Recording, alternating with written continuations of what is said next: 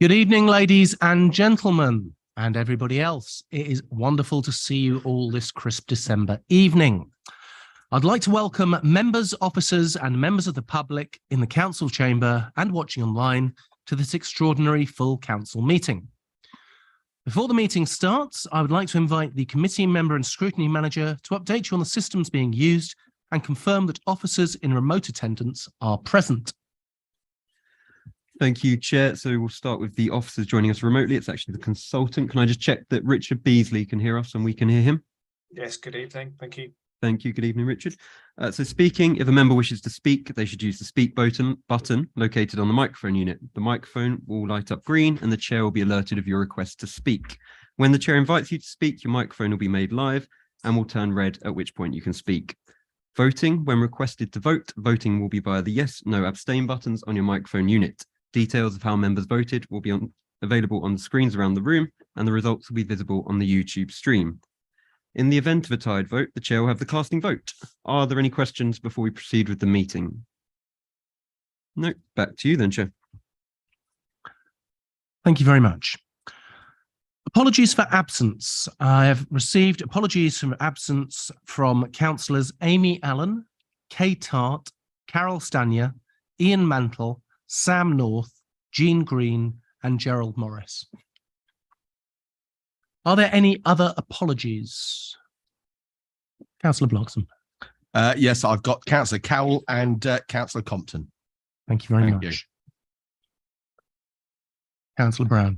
Thank you, Chair. I've got Councillor Raj Bakar, and I can't remember who you had on that list. Councillor Sam Collins.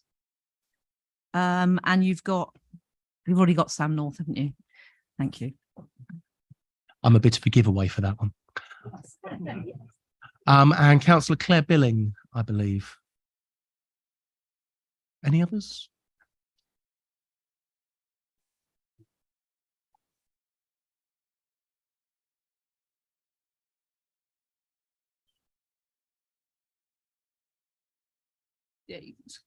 Thank you. I have also Councillor Claire Billing and Councillor Adam Rajaria Shakir. I have a request to speak from Councillor Fake. Yes, thank you, Chairman. I had a text from Councillor Barnard tonight. Apparently he's suffering from a failed knee surgery and is unlikely to be able to be here tonight. Please do pass on our best wishes. Right, notification of any other business. I have had no notification. Number 3, Councillor Judy Billing, MBE. As members will be aware, on the 24th of November 2022, Councillor Judy Billing, MBE, sadly passed away. She has served as a ward councillor for Hitchin Burton for over 40 years and has represented Hitchin North at Hertfordshire County Council since 2013. During her time at North Herts Council, she served in many positions, most recently as Executive Member for Community Engagement, Co-Chair of the Cabinet Panel on Community and Enterprise, and Chair of the Standards Committee. Outside of the Council, she worked across party lines in her role at the Local Government Association to help councillors be effective and to improve local government. She was awarded an MBE in 2015 for her services to local government. I would like to invite members to pay tributes to Councillor Billing, following which we will have a minute's silence in remembrance. Councillor Elizabeth Dennis-Harburg. Thank you, Chair. I mean, what can we honestly say about Judy that wasn't said on Friday at her funeral? She was an absolute powerhouse of local government, but setting that aside, she was a phenomenal woman who gave everything that she could to support communities and people that she was invested in and cared about. Judy was probably my biggest supporter, but also my harshest critic, and I would not be where I am and would not have achieved the things that I've achieved without that support and without that acerbic wit and grounding influence. I remember when I first stood to be a councillor in 2015, very sort of green and bright-eyed and bushy-tailed at my panel interview, explaining how, yes, I was going to be a district councillor, then I would be a county councillor, and then I would be an MP. And Judy stopped me and pulled me right back down to earth and explained that actually being a district councillor is perfectly worthy and good and acceptable, and absolutely is not a springboard to go on to other things. And sometimes the best thing that you can do is to just serve your local community. And that's what she did. I don't think that there was a better advocate for Hitchin and for Burton than Judy Billing over the years. But aside from the politics, she was a phenomenally human individual, and the personal relationships that we had, and just the silly little things, like one afternoon my husband decided he was going to barbecue an entire beef brisket. I've got no clue why he did this, given he's the only one in the house that actually eats meat, but he did this, and he left it up on the kitchen island on top of the chopping board. And Judy came round with Pedro, her cockapoo, and while we were all sitting out in the garden chatting and ignoring the dogs, Pedro went around to the other side of the kitchen island, jumped up and pulled this entire enormous rack of beef off the kitchen chopping board and dragged it onto the floor. And our bulldog and pug thought it was the best thing in the world. They had the absolute time of their lives eating unauthorized food, and Judy was mortified. Right up until the week that she passed away, she was still back referencing to this one incident and how fundamentally embarrassed she was by her hugely embarrassing, silly dog. And that was her. She was, as far as humans can get, probably one of the most perfect and passionate and caring humans I have met in my entire life. And I think that we have lost in this authority an absolute giant, a champion, not just in North Herts, but the entire local government family. Thank you. Councillor Albert. Cheers. Thanks, Chair. And I'll stand because Judy always would. And I stand both sadly and proudly this evening, having spoken at Judy's funeral with my brilliant colleague, the other Ronnie, if you were those who were there, Keith Hoskins. It was probably one of the saddest things I've ever had to do, but also, to say, one of the proudest things I had to do. Not only was Judy a friend, Judy was a really good colleague, but Judy was an inspiration to so many of the things that I did. So many things when I came, having spent a long life in the civil service, thought I knew most things. And then Judy taught me a whole load more about local government and what to do and how to do it. And we probably, one thing we disagreed on was Myers-Briggs analysis, which she was a very big advocate of. I proudly wear the council badge, her idea, as we go along to councillor surgeries. And we'll look forward to the Holocaust Memorial Day that Judy did so much work towards this council commemorating each year. I'm really sit really humbly as the chair of the Hitchin Committee, following in Judy's footsteps, actually to chairing that, and I think trying to make sure I chair that in a kind of cross-party way that I know Judy would have wanted and actually did, and not only just spoke about, but actually acted upon. And as I say, when I was particularly moved, I had the opportunity to, I think, to speak to two of my Conservative colleagues, Councillor Thake and Councillor Barnard, on the morning that Judy died. And I think if I didn't know before, I think the testament of how upset they were about that actually just speaks something for the influence that Judy had upon all of our our lives and the way we did work, and that way that she told you off, but you with that smile that you knew that you could never really quite object to. As I said on Friday, we've lost 3 absolutely huge titans and this council: Paul Clark a year ago, Gary Grindle, and now most of all perhaps sort of Judy. That's no disrespect to Paul or Gary, who were fantastic people and fantastic councillors. I aspire to be just a little bit of the councillor that Judy was. I'm certainly proud to carry on, I know, with my colleague Val in doing the work in Beaton Ward that she did for so many years.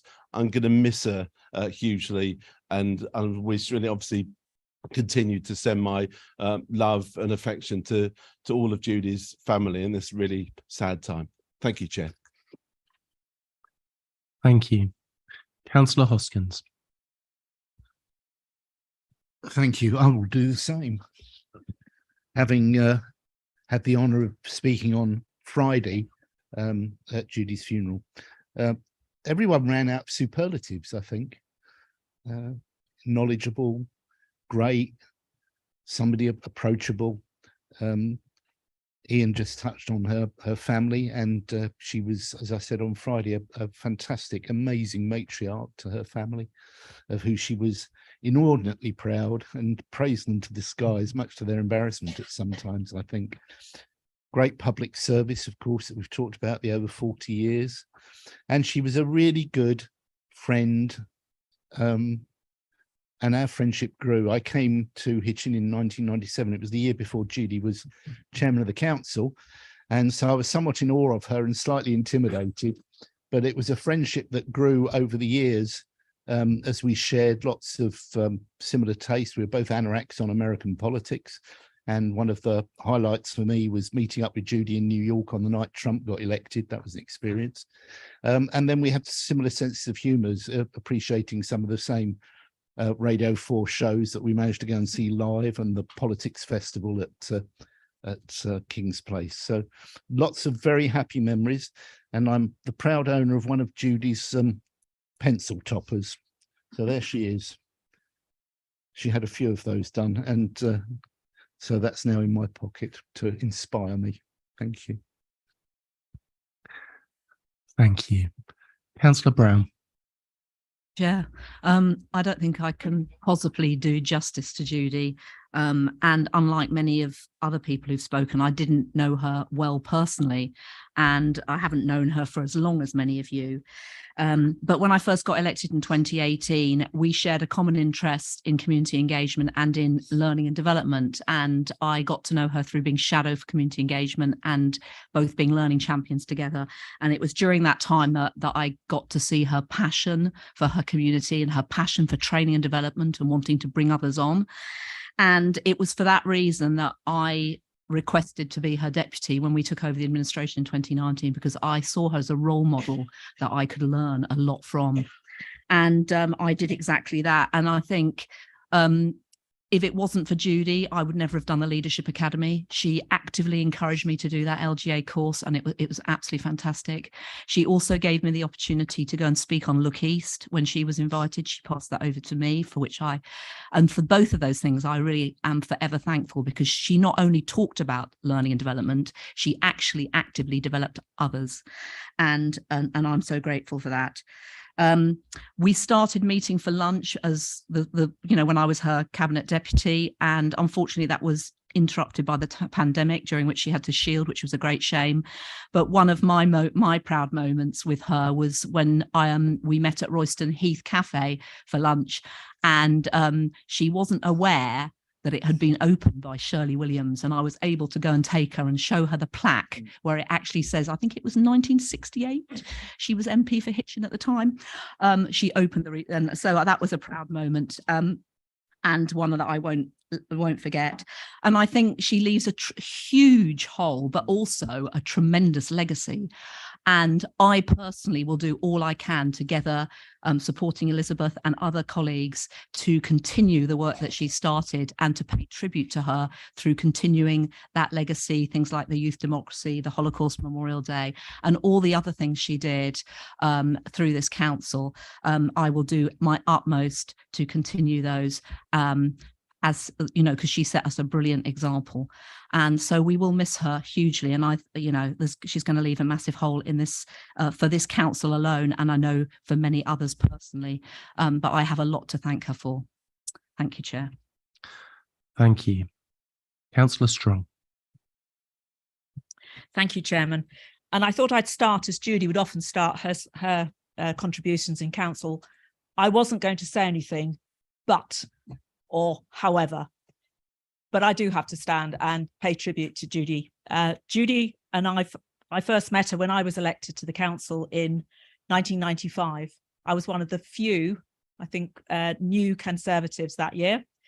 And in those days, the Hitchin Committee actually included all the Roar Awards. So I sat on this Hitchin Committee, and it was Judy and another very well-known Labour councillor, Audrey Cars, who kind of took me under my wing, talked to me, was so nice, giving me sort of information, giving me advice, and just helping me as a new councillor through those first few years that when one comes onto a council. And it was a long time ago, and I know there are councillors in this chamber, some that weren't born and some that were probably in nappies, but they do know all the stories. And I think that's the wonderful thing about Judy. Everybody has had a story to tell about her and a recollection, and it's all been really, really good news.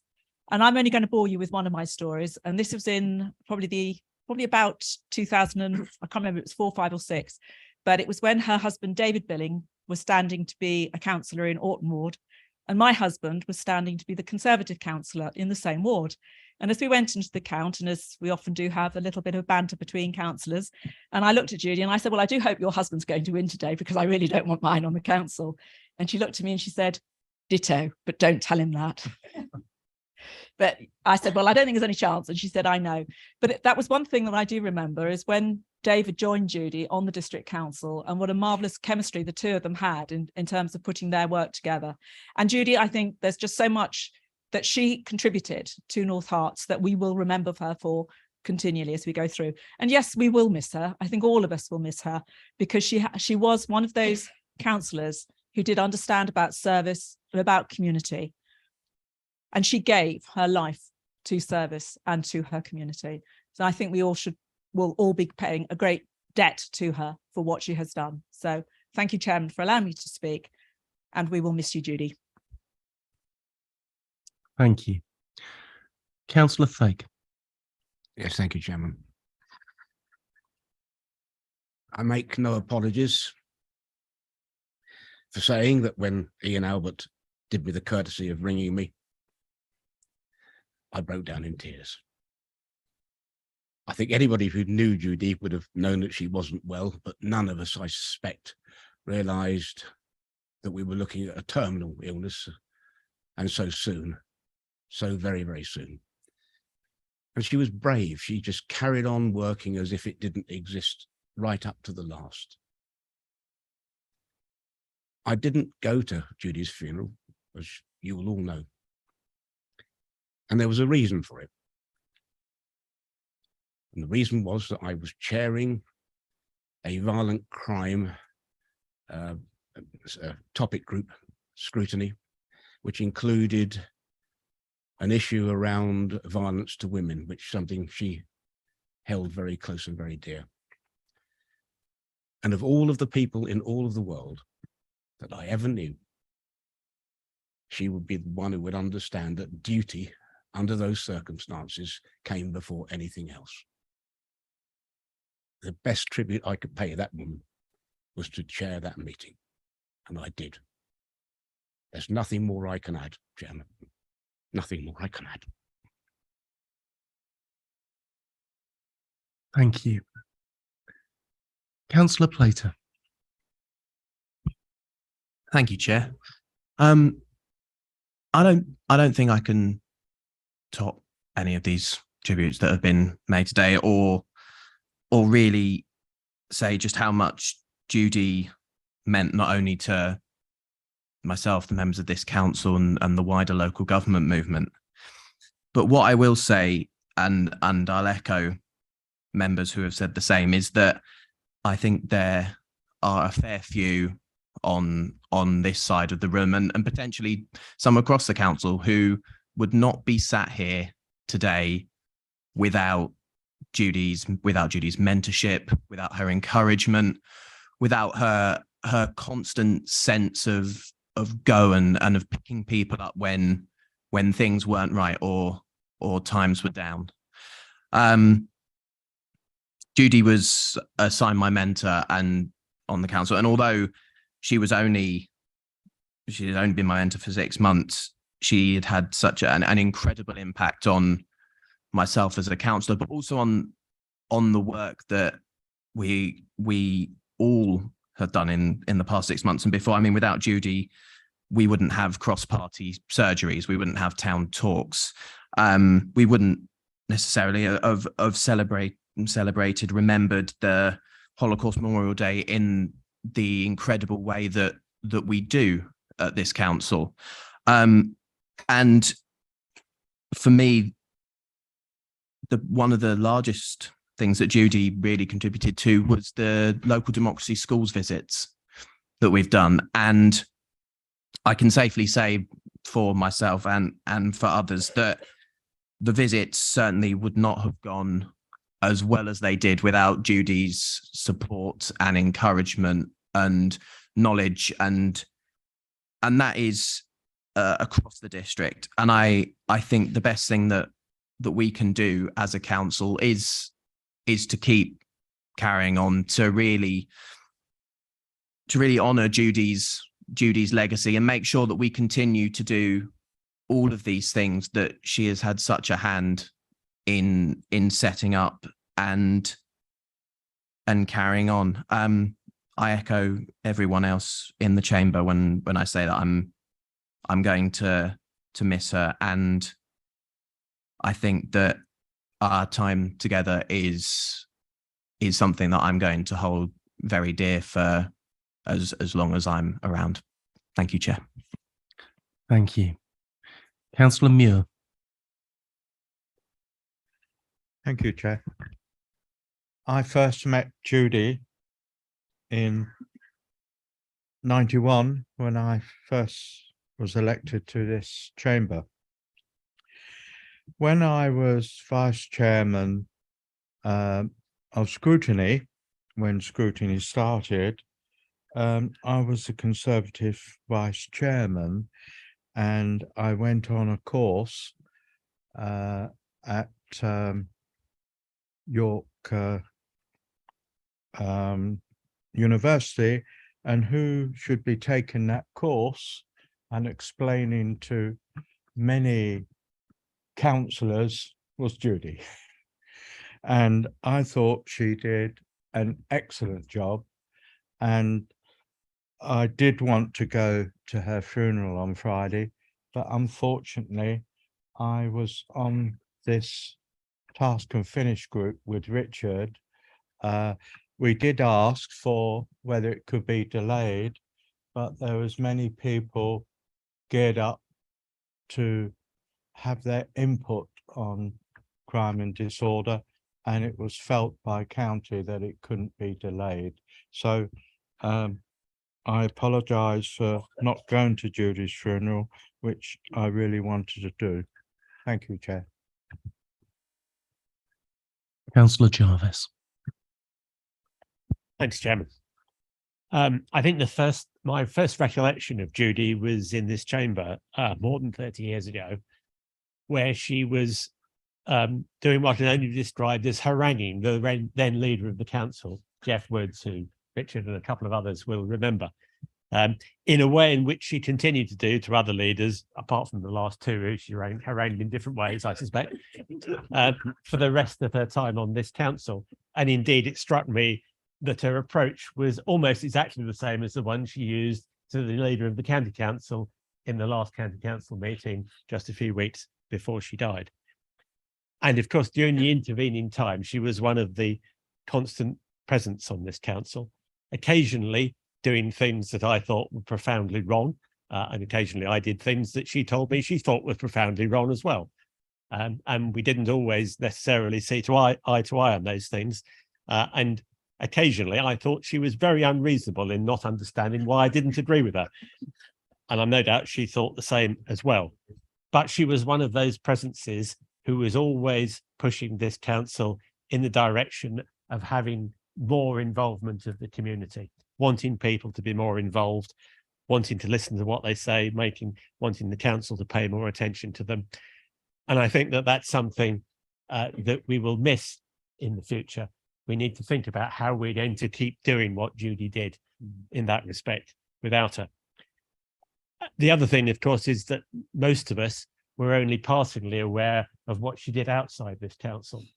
And we've had a couple of mentions of that, but it's clear that she made a significant contribution in a different way to local government outside North Hertfordshire.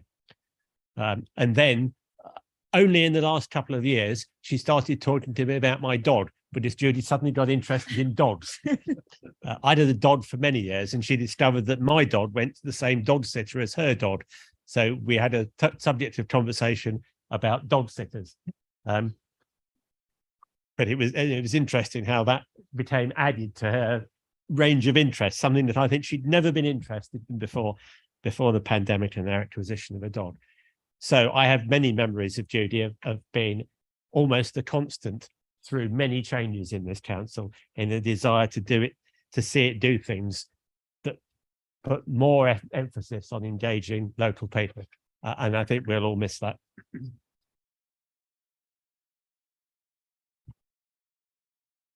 Councillor Levitt. Thank you, Chair. I'll be brief. Judy and I didn't always see eye to eye, but we did have quite a lot in common about what we think we should all work together as a community and as a council. In fact, the very last thing we did with Judy was exactly 1 week before her death, and that was a members and officer working together workshop in this council. And those of us who attended will know how all the way through her main thing was, yes, we may be separate parties. Yes, we may have different political beliefs. Yes, we may be different. We may be officers. We may be members. But at the end of the day, we're all working for the same thing. We're all working for the community we serve as councillors. And I think that's the one thing that it's not just us as personally will miss. It's council, the full council will miss Judy, and everybody in the community will miss her.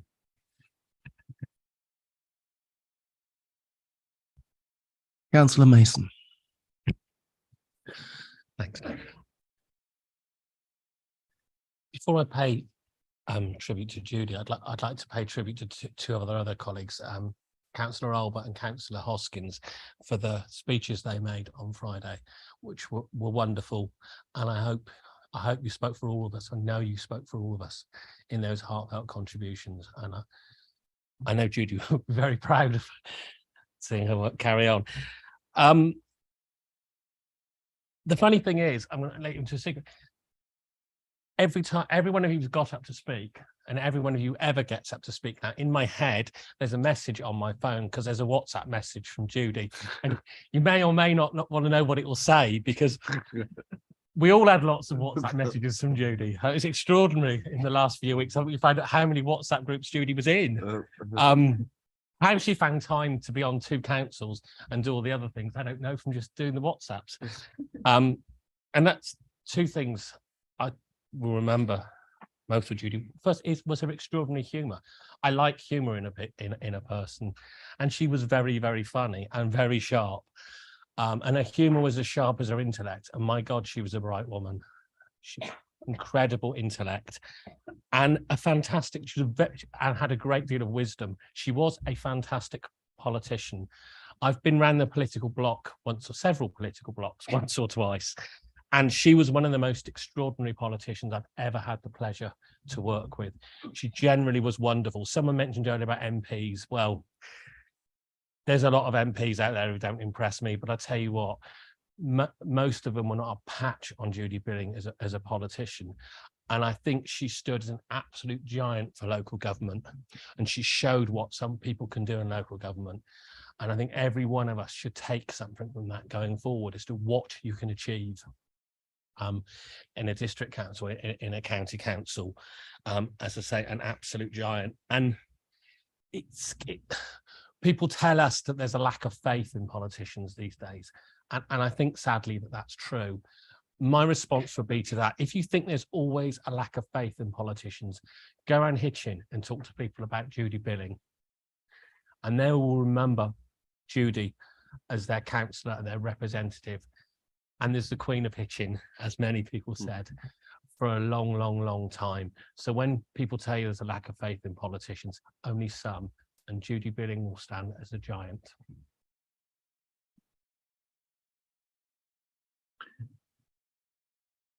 I believe there's nearly a dozen councillors here that weren't born when Judy was first selected as a councillor. And I think they're quite proud of it. The last message I had from Judy ended with, "I will look at this and will of course reply, even if there's little I can do." And that's something she would always do. She would do the little that she could do. And that was often a lot more than anybody else. So may I ask everybody please to stand for a minute's silence.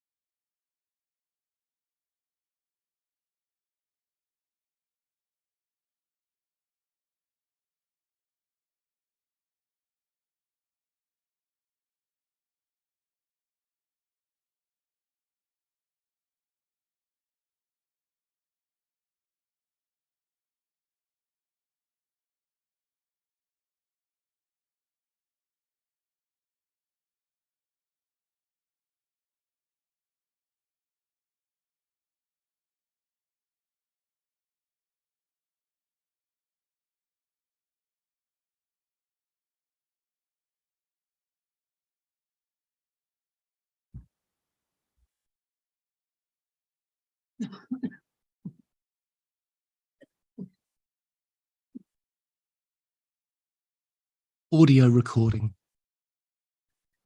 In accordance with Council's policy, this meeting is being audio recorded as well as filmed. The recordings will be available to view on the Council's website and YouTube channels after the meeting has ended. Climate emergency. Members are reminded that this Council has declared a climate emergency. This is a serious decision and means that as this is an emergency, all of us, officers and members, have that in mind as we carry out our various roles and tasks for the benefit of our district. Declarations of interest. Members are reminded to make declarations of interest before an item. The detailed reminder about this is set out under Chair's announcements on the agenda. Rules of debate.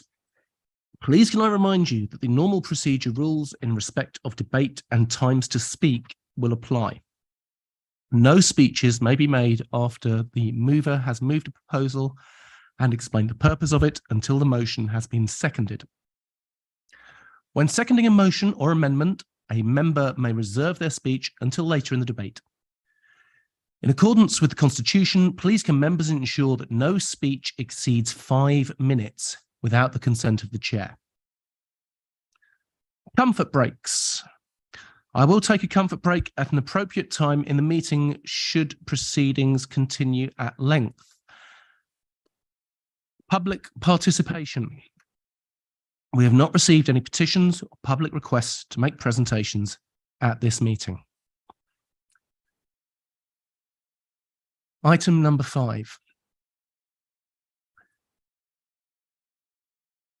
Electoral review. Response to the Local Government Boundary Commission for England on proposed warding arrangements. Melanie Stimpson to present. Thank you, Chair. The Local Government Boundary Commission for England is undertaking a public consultation regarding the proposed pattern of wards for the district. The Commission conducts 2 phases of consultation. The first consultation, which closed on the 10th of August, was an information gathering exercise used to draft the recommendations for the new electoral arrangements, those being the number of wards, number of councillors representing each ward's ward names and ward boundaries, and these were published on the 1st of November. The council, as a statutory consultee, is invited to respond to the proposals. As with the previous consultation exercise, anyone can give their views on the whole local authority area or just part of it. Therefore, individual members or political groups can make additional or separate representations to those within the submission agreed by full council. As such, if this council does not make a submission or fails to make a coherent case, the Commission will base its final recommendations for this council on other submissions which they receive. Members are invited to approve the response to the Commission's consultation, which is attached as Appendix A to the report. The response has been proposed following comments made by councillors, as well as discussion amongst group leaders at the Boundary Review Project Board. And as a reminder, the council needs to agree the submission by the required deadline, which is the 9th of January. Thank you, Chair. Thank you very much, Melanie. The recommendation is that the council approves the response of the LGBCE consultation attached as Appendix A for submission to the LGBCE. Can I have a proposer, please? Councillor Dennis Harburg. Thank you, Chair. Happy to propose, and I'll reserve my right to speak. May I have a seconder, please? Councillor Brown. Happy to second. I'll also reserve my right to speak. In that case, we shall move on to the debate. Councillor Derbyshire. Thank you, Chairman. I would like to propose a small amendment to Appendix A if the Leader of the Council would accept it. And that would be to change the wording of point 7 from "the Council has significant concerns about the decision" to "the Council strongly objects to the proposed warding arrangement for Baldock and Ashwell." I only say that I've worked on a number of boundary reviews, and unless you're going to be specifically objecting to a certain element, I don't think our comments will be taken as strongly as they would be. So if the Leader of the Council would accept that.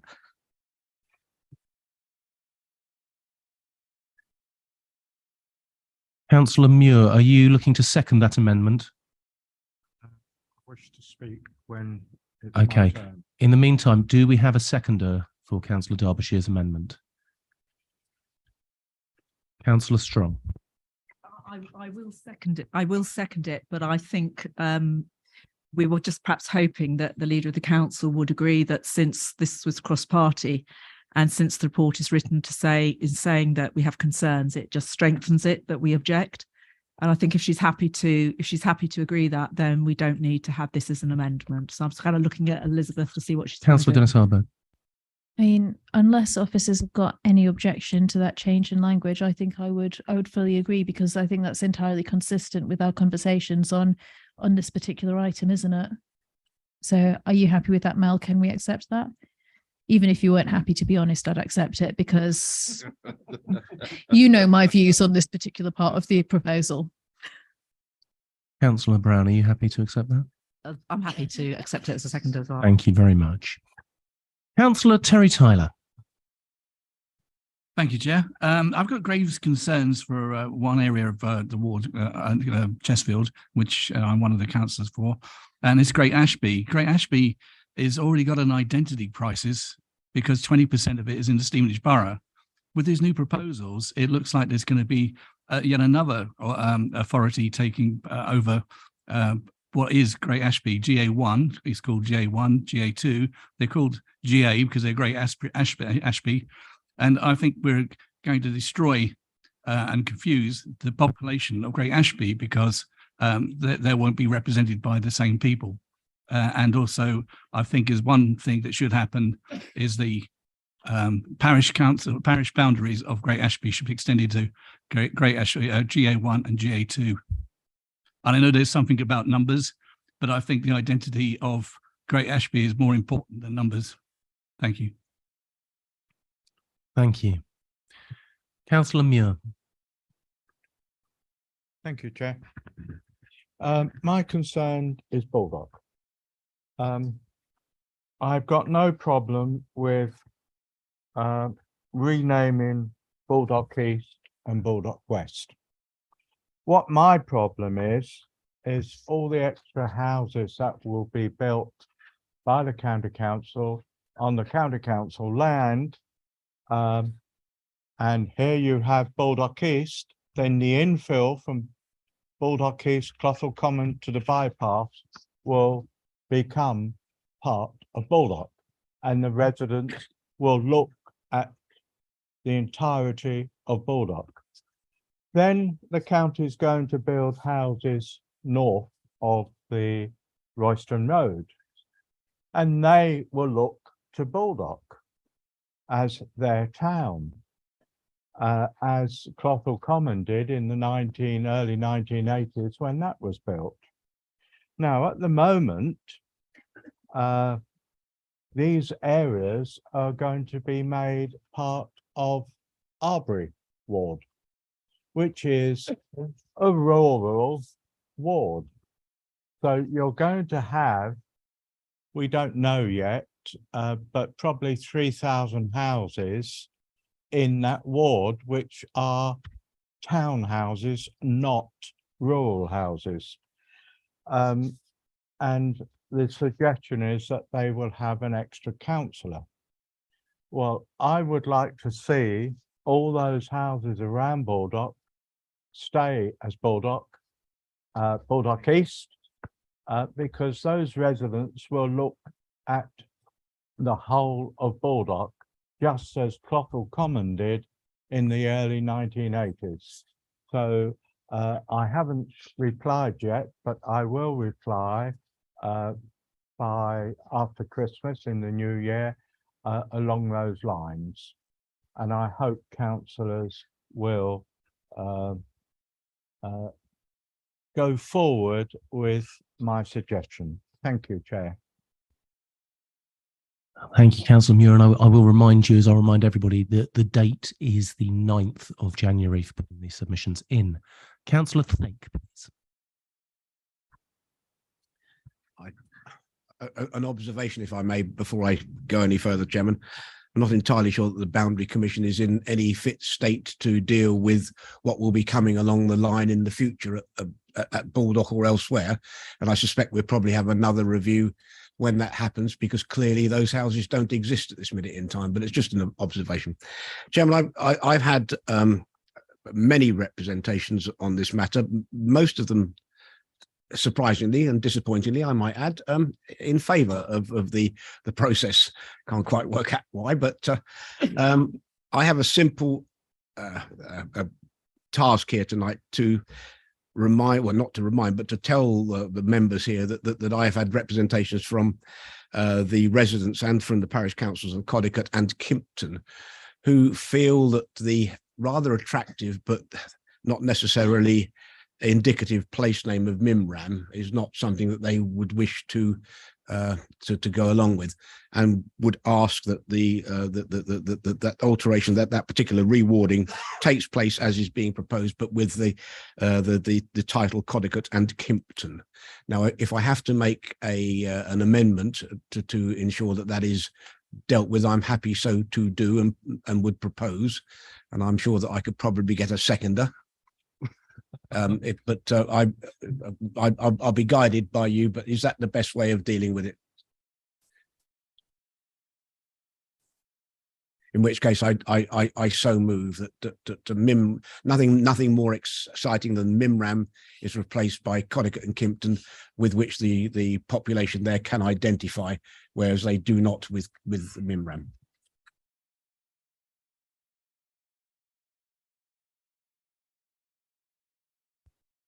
Councillor Muntzer, would you like to second that? I would. Thank you very much. Just echo those comments of my colleague, Councillor Thake. Since the creation and the inception of this district, Codicott and Kimpton have been single-member wards.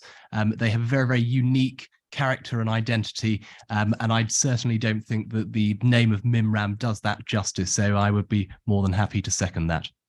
Thank you. May I ask, Councillor Dennis Harburg, would you be happy to accept that?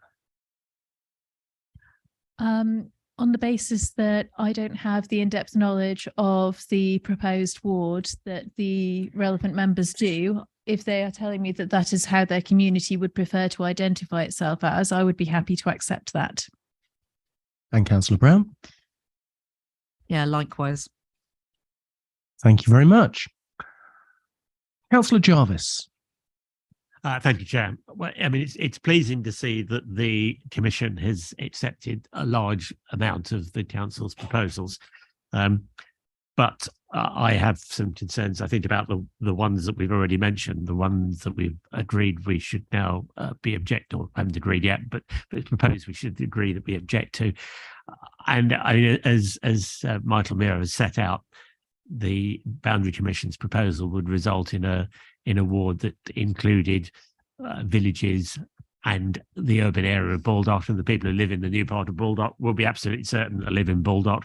They won't think that they live in Bygrave or Clothall, and they should be represented as part of Baldock.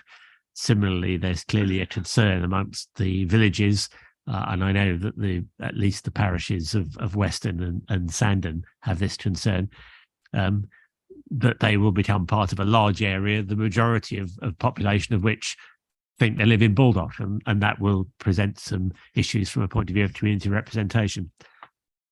So I'd like to support the proposal in Appendix A, that the Council essentially suggests to the Boundary Commission that they go back to the proposal that the Council originally made. I think it sets out why the Boundary Commission's concerns about warding are not insurmountable problems. There is no need to ward Clothall. Clothall doesn't have elections, but it doesn't have a parish council, so it doesn't need wards. And from what I understand, Bygrave, there would be a reasonable split of population between wards. So I think we've demonstrated why the proposal we made before is better than the one that the Boundary Commission is now suggesting. And I entirely support the contents of Appendix A on that basis, and hope the Commission will take account of it. Thank you. Councillor Willoughby. Thank you, Chair. I believe that there is consensus across this chamber that the homes around Baldock will be part of Baldock wards, and indeed that is what the council submission is proposing. Of course, support this. The development at the north and south of Baldock will encompass an area that will attach naturally to Baldock and therefore has a logical route into being estates of Baldock, with the development plan to include incorporating the development completely into the Baldock community in any case. The new residents of this development will interact with and be part of Baldock regardless of any parish boundaries. Therefore, they cannot be incorporated into a massive rural ward that does not have the same interests, needs, or issues. It could not be said that this new development is an extension of any of the villages around Baldock, and so it must be a part of the town, including in the allocation of new or changed wards. The residents of the new developments will not be living in a rural neighbourhood. They will be our neighbours in our urban town with attachment to Baldock through use of the town's facilities and community. They will use our pubs, our community centres, and they will come to our community events. They will be members of the strong community that Baldock is well known for. And as Councillor Jarvis has already said, the Commission's idea of a rural super ward with 11 different parishes and urban housing estates flies in the face of any idea of cohesive community being represented in our district. It is absurd to think that there could be an effective representation in this case, with so many of the residents of this proposed super ward being residents of an urban town with urban interests, effectively altering the balance of voter power to be in favour of the thousands of residents that will occupy the new homes. I strongly support the council's submission for Baldock and the surrounding villages, and I hope that my colleagues across this chamber will too.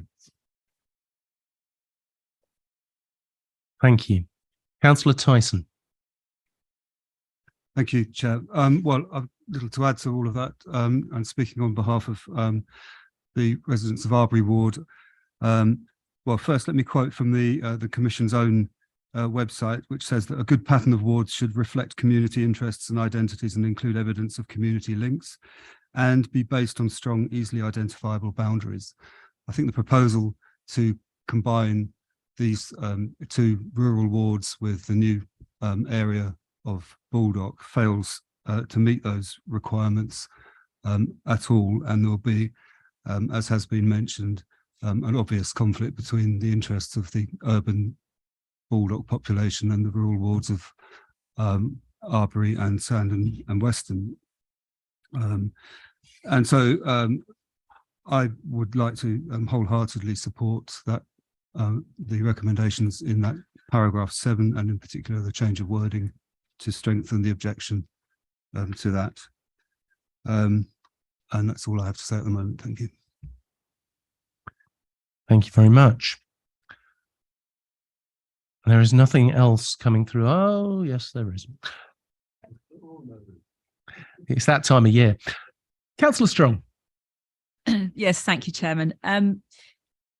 Just going back to the comments where that Councillor Derbyshire made about if we have concerns and want to make changes, it's best to use words that like object. Just on the ward naming of I think it's on Purton and Offley ward. Certainly I was in the village of Lily at their parish council meeting, and the thought of them being part of a ward that's called Purton and Offley that doesn't give them a look in, and it doesn't give in a look into the other villages, Hexton and Breachwood Green. Again, I think rather than just say the name better reflects, if we could say we object to the Boundary Commission's name and would prefer to use names like Offa and Hitchwood. And again, it was particularly because, again, in the ward that's proposed name of Langley, Preston and Walden, as we've said, there is no village of Walden. There's two small villages of St Paul's Walden and King's Walden. However, again, there's, because of the nature of that ward, again, it makes more sense not to better reflect the name of Langley, Preston, Walden, but to call it Hitchwood.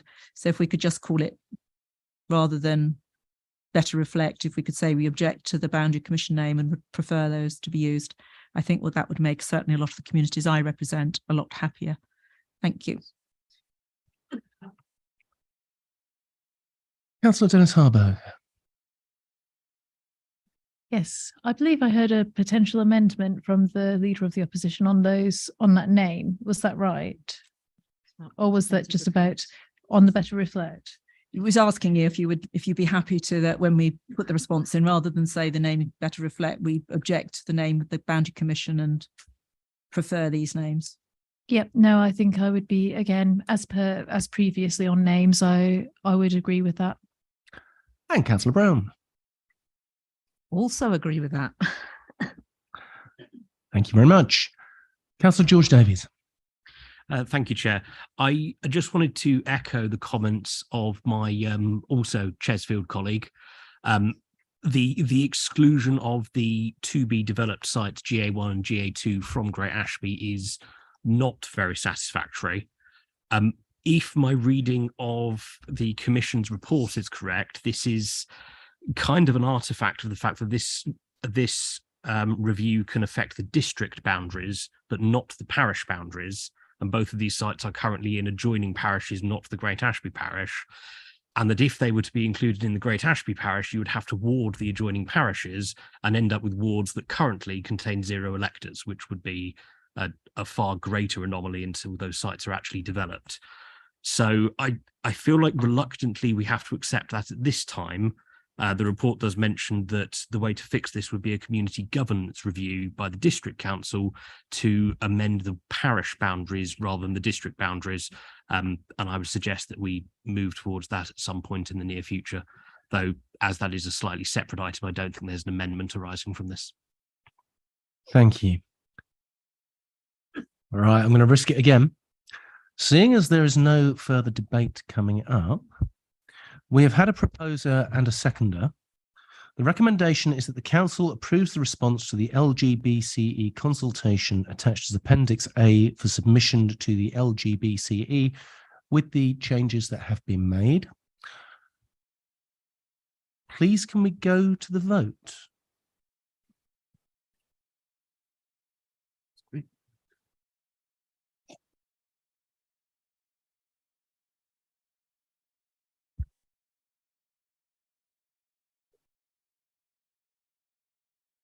Thank you, Chair. That motion is carried. Thank you. Ladies and gentlemen, thank you very much for attending this evening. I pull this meeting to a close at 8:25. The next full meeting is on the 19th of January 2023. Merry Christmas, everybody.